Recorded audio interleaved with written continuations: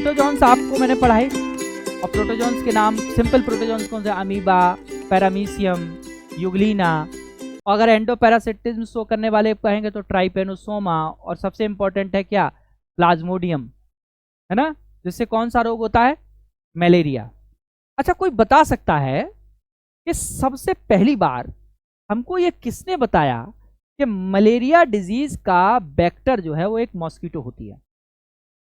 और इसके लिए, इस काम के लिए उनको नोबेल प्राइज भी मिला। ईयर भी बता दे रहे हैं, 1902 में,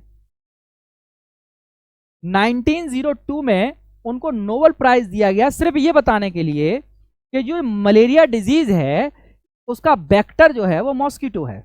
उसका वेक्टर क्या है? मॉस्किटो है। याद रखना, क्वेश्चन इंपॉर्टेंट है। रोनाल्ड रॉस, क्या नाम था उनका? Ronald Ross. इन्होंने हमको बताया कि मलेरिया का वेक्टर क्या होता है? मॉस्किटो है, और इसके लिए इन्हें 1902 में क्या दिया गया? नोबेल प्राइज मिला था। आप सर्च करना अपने गूगल में, ये क्वेश्चन पहले आ चुका है इसलिए मैंने आपके साथ डिस्कस किया ये, ठीक है। एनसीईआरटी की जो बुक्स हैं उन एनसीईआरटी की बुक्स में ये दे रखा है, ठीक है, इसलिए क्वेश्चन आया है आपके यहां पर। जो मलेरिया है उसका जो पैरासाइट है, उस पैरासाइट का नाम क्या है? पैरासाइट का नाम था प्लाज्मोडियम। कौन सा? प्लाज्मोडियम। और ये जो प्लाज्मोडियम है इसकी बहुत सारी स्पीसीज हैं। स्पेशली मैं आपको बता दूं तो ज़्यादातर जो मलेरिया होता है वो प्लाज्मोडियम वाइवेक्स से होता है। क्या नाम है स्पीसीज का? Plasmodium vivax. एक प्लाज्मोडियम मेलेरेट होता है, एक प्लाज्मोडियम फाल्सीपेरम है, फाल्सीपेरम है, ये भी आपको मलेरिया में कभी कभी देखने को मिलता है। लेकिन ज़्यादातर कौन कौन सी बताई? मलेरिया पैरासाइट की 3 स्पीसीज याद रखेंगे आप, लेकिन सबसे ज़्यादा आपको जो मिलेगी वो कौन सी मिलेगी? Plasmodium vivax. ओके, तो हम इस प्लाज्मोडियम वाइवेक्स की ही थोड़ी सी बात करेंगे।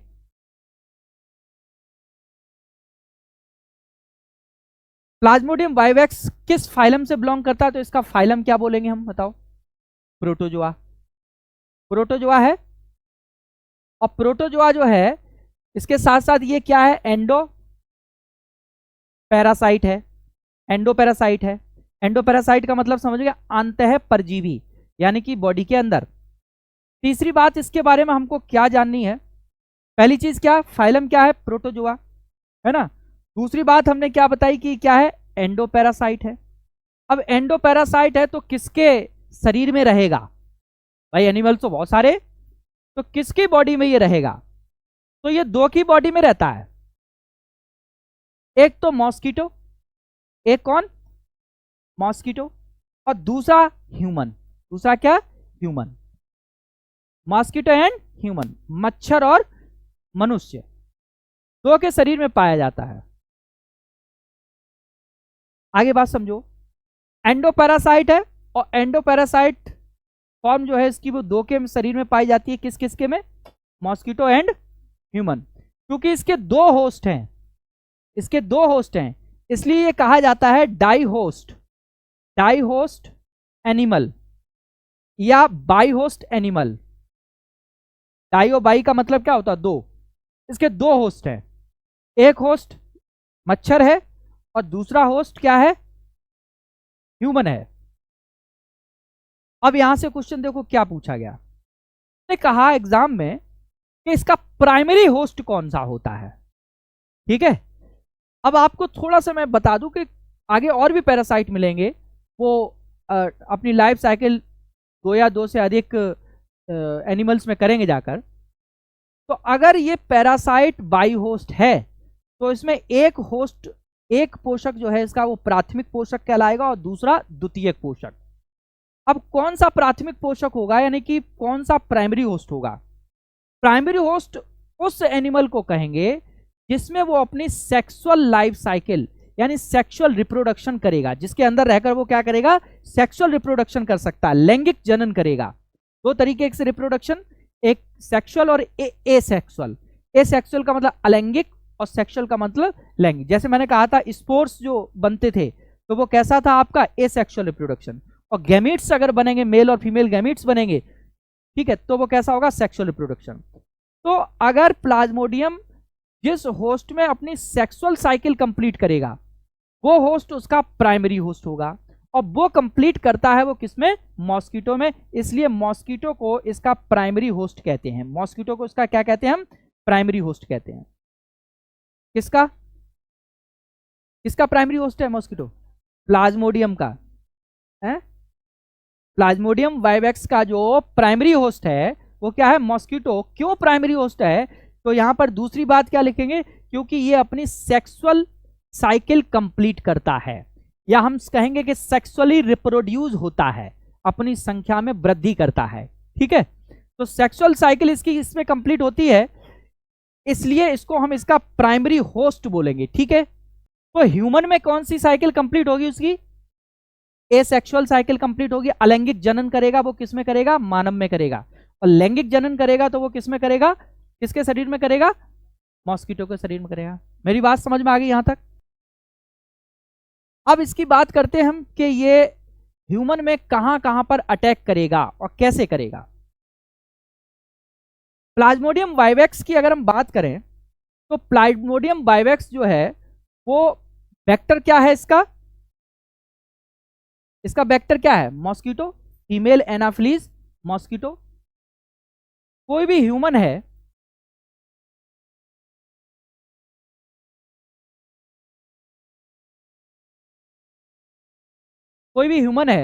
उस ह्यूमन के पास जब मॉस्किटो ये मत देखो कैसा बना, ठीक है, उसके पास जब कोई मॉस्किटो आती है तो वो क्या करती है कि इसको बाइट करेगी, काटेगी, और अपनी, मैंने आपको पूरा प्रोसेस बताया था, सलाइवा डालेगी। तो इसकी जो सलाइवा होगी, इसकी जो क्या है सलाइवा, उस सलाइवा में ये प्लाज्मोडियम प्रेजेंट होता है। लेकिन क्वेश्चन क्या आया कि प्लाज्मोडियम जो है वो कौन सी स्टेज होती है उसकी जो कि ह्यूमन को इन्फेक्ट करती है, ये क्वेश्चन आया है। तो जब कोई भी मॉस्किटो किसी ह्यूमन को बाइट करती है तो पहले अपनी क्या डालेगी, सलाइवा डालेगी, और उसके सलाइवा में प्लाज्मोडियम की स्पोरोजॉइट अवस्था या स्पोरोजॉइट स्टेज जो है वो प्रेजेंट होगी। कौन सी स्टेज होगी, स्पोरोजॉइट। इंपॉर्टेंट है ये क्वेश्चन, नाम याद रखना, स्पोरोजॉइट। ये स्पोरोजॉइट देखने में ऐसे करके आपको स्पिंडल शेप दिखाई देगा, ये कई बार क्वेश्चन आया है, तो ध्यान रखना कि स्पोरोजॉइट स्टेज जो है, यानी कि स्पोरोजॉइट अवस्था मानव के लिए संक्रमणकारी अवस्था है। ठीक है, हिंदी में infectious stage of Plasmodium vivax is sporozoite for human. ठीक है, अब इसने लार टपकाई तो उसके ब्लड में क्या डाल दिए, इसने स्पोरोजॉइट्स डाल दिए, जिनकी शेप क्या थी, स्पिंडल शेप थे। और ये ब्लड फ्लो के साथ सबसे पहले अटैक किया जाके उन्होंने हमारे लिवर पर, सबसे पहले कहां, लिवर पर अटैक करेंगे, यानी लिवर सेल में पहुंच जाते हैं। ठीक है, सबसे पहले कहां पहुंचते हैं ये, लिवर सेल। और लिवर सेल में ये बाइनरी डिवाइड होंगे। बाइनरी का मतलब 2, 4, 6, 8 ऐसे करके डिवीजन होगा। तो डिवीजन होगा तो नंबर ऑफ मेंबर्स बढ़ेंगे, है ना।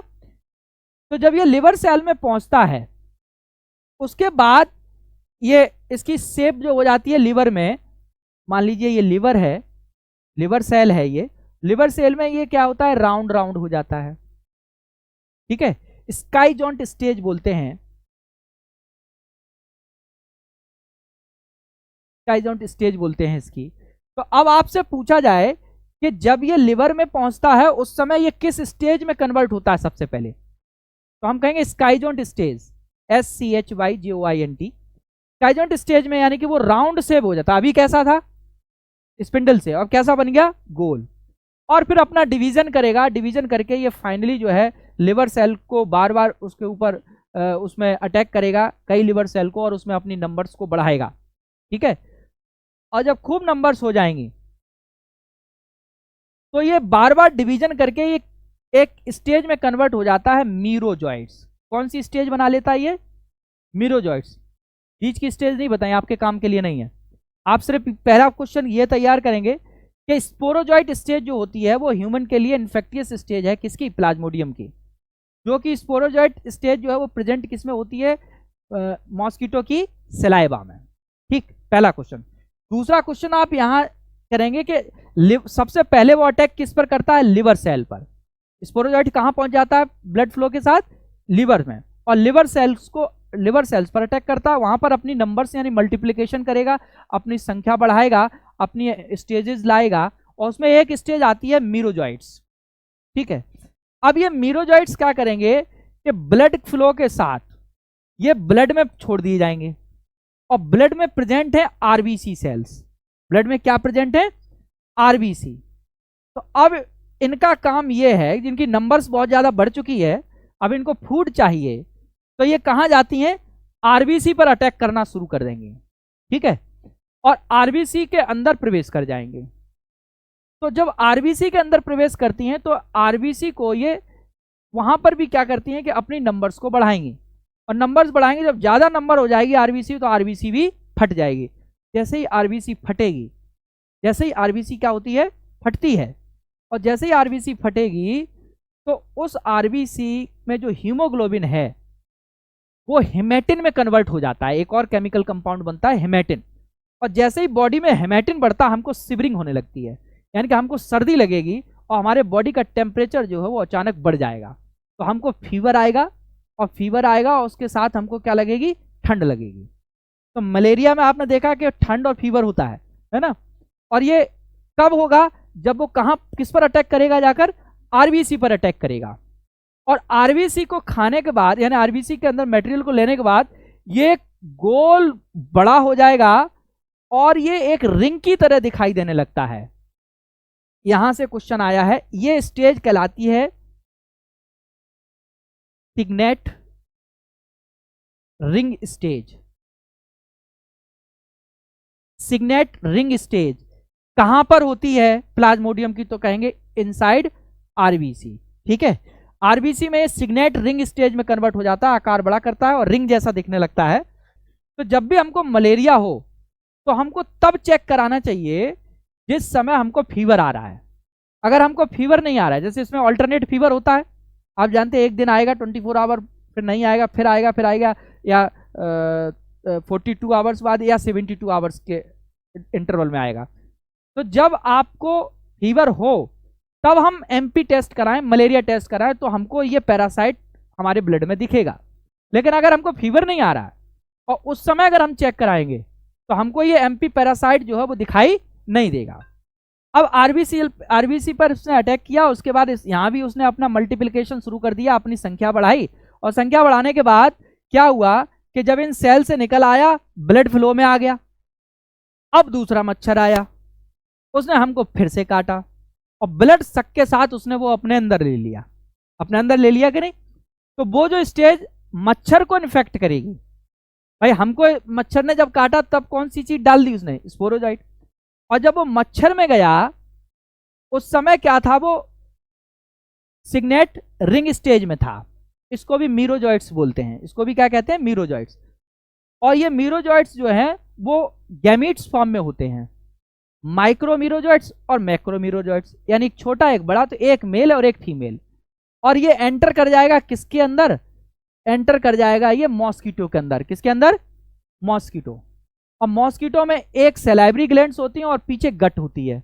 तो सबसे पहले क्योंकि वो खाएगा पिएगा तो गट में जाएगा, गट का मतलब होता है एलिमेंट्री केनाल, आहार नाल, तो पहले गट में जाएगा, और गट में ये सेक्सुअली जो है वो मेल और गैमीट मिलकर क्या करते हैं कि रिप्रोडक्शन करते हैं और अपनी संख्या को बढ़ाते हैं।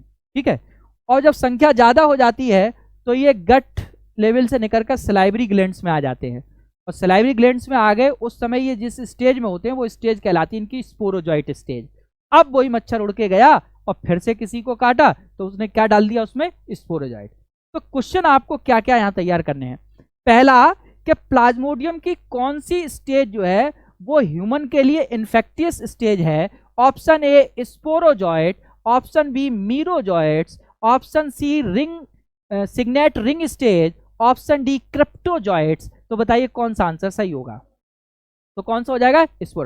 स्पोरोजॉइट्स की जो शेप है, स्पोरोजॉइट्स की जो आकार है वो कैसा है? राउंड है, स्पारिकल है, स्पिंडल शेप है। कैसा है? स्पिंडल शेप है। ठीक है, जो स्पोरोजॉइट्स प्रेजेंट होते हैं वो कहाँ प्रेजेंट होते हैं? मॉस्किटो की गट में, मॉस्किटो की सलाइवरी ग्लैंड्स में, ऐसे करके ऑप्शन दे दो, बताओ कहाँ प्रेजेंट होते हैं?